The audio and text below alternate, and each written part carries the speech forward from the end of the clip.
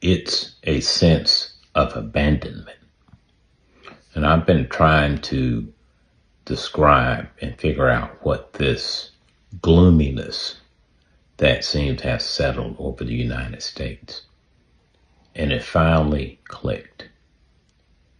We have been abandoned, just like the Epstein victims were abandoned when they were being abused.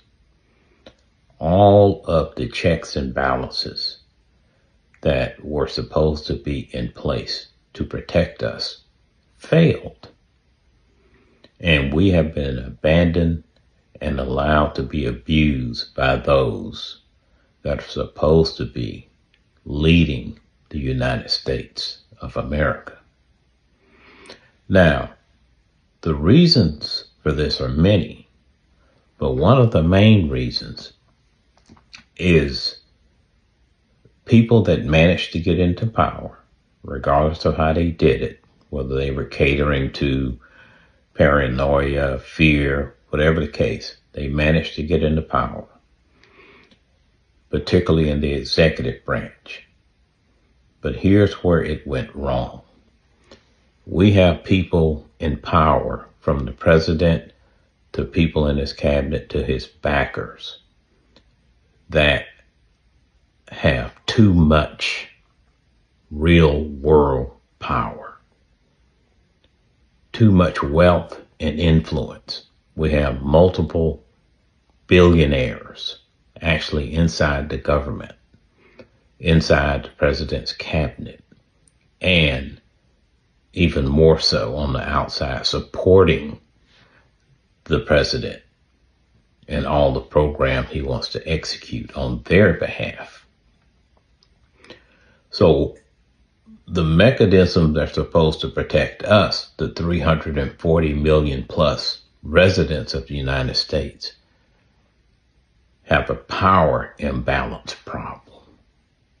Not official power, which Congress has to be a check on an executive that goes too far, but real world power is the problem, because you can't be a check on one branch of government if people in that branch of government can cause you real world problems outside of what you do in Washington, D.C. If they can cause people to call you up, threaten your life, threaten the lives of your spouse, your children, or say, I know where you live, or I know their names, and they have the money and power to take your job by funding a competitor the next time you run for office, then you basically allowed a real world power of these wealthy, influential people to blunt and disable the official power of the people that are supposed to be protecting us. So we have a situation where the man that's over the party that's in charge of the House of Representatives, instead of acting as a check to protect us, he's acting as an enabler to allow the executive branch to harm us. The Supreme Court is in the same situation. So we have been abandoned, just like I said, just like the Epstein victims. And we have two other non-functioning branches of government watching what they're doing to us.